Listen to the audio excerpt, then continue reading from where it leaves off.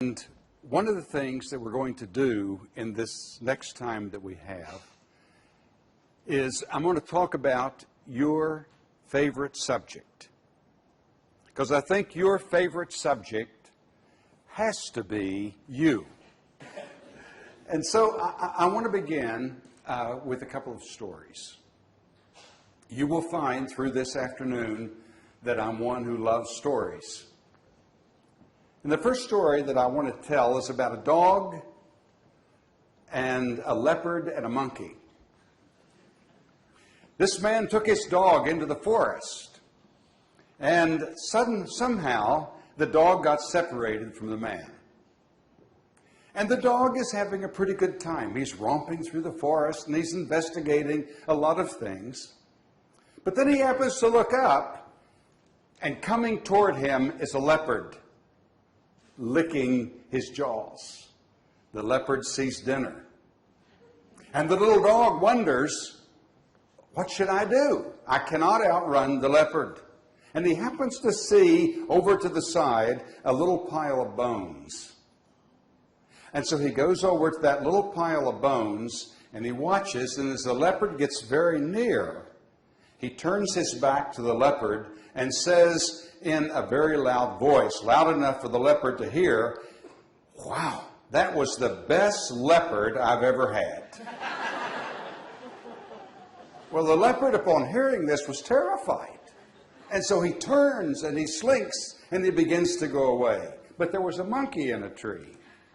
And the monkey in the tree saw this whole scene unfold. And the monkey realized that he too was in danger from a leopard. And he thinks, this is my big opportunity. I'm going to go and make a deal with the leopard. And so he goes to the leopard and he says, I know that you like a good dog and that you've been fooled a few times, but I know where a dog is, which would make you a great dinner.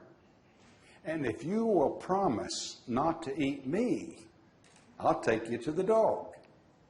And the leopard thinks that's a deal. Hop on my back.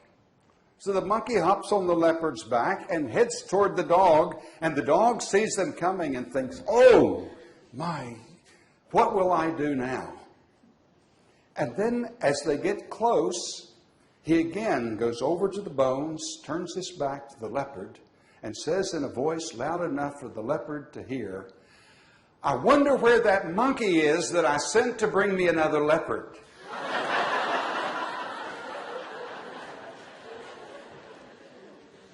Now there's something in that story, isn't there? That life sometimes we find ourselves always in these enormous dilemmas. The second story is about three fish.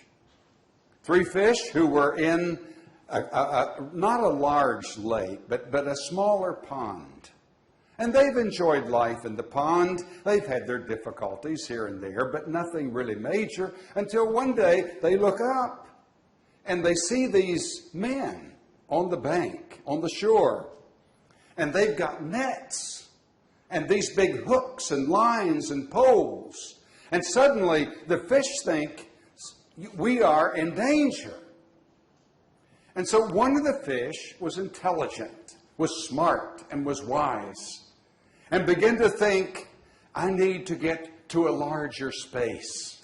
I need to get to a larger venue.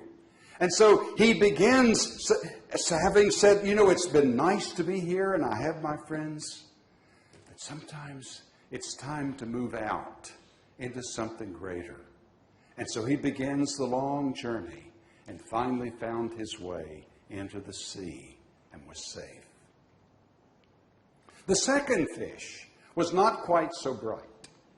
And he thinks, maybe if I would just get up here and I'd just sort of flop around on the surface, maybe they would think that, everything was fine and I would just, and then I'll lie very still. Maybe they'll just think I'm dead and leave me alone. But one of the fishermen cried, look at this. Here's the biggest fish, and he's dead. And he grabs him by the tail and throws him up on the bank. Not a very bright move on the part of that fish. The third fish thinks, well, now, maybe that didn't work. What I will do is I will just get up and I'll just have all kinds of fun. I'm just going to jump around. I'm going to play around. I'm going to act like everything is just great. But pretty soon, here came the nets and grabbed the fish and put him in the frying pan. And as he was being fried, he thought, you know, if I ever get out of this, I'm going to go to a larger place. Now, how many times with our own lives, we can sometimes sense that we're not quite where we would like to be. Sometimes we look out and we see the possible dangers. Sometimes we look out and we see that maybe this job isn't going to go the way exactly that I might want it to go. Or maybe I've got disease. Or maybe there's tragedy that comes to my life or to my family. And we're always thinking about how do I respond? And one of the things that I've discovered in my own life is that the larger place for a human being is always the place of joy. That there's something about life that loves to happen. Life that loves to happen at work. Life that loves to happen. And so at times in my own life, when I have been most up against it, when I've felt the greatest danger, the times when I've felt the deepest and most profound loneliness. The times when I've thought, there's nowhere to turn. I look deep within myself and I try to summons and to find that place of joyfulness. Because if I can find that, one of the great things about joy is the flip side of joy is tragedy. And that's what makes it work in the midst of all of this.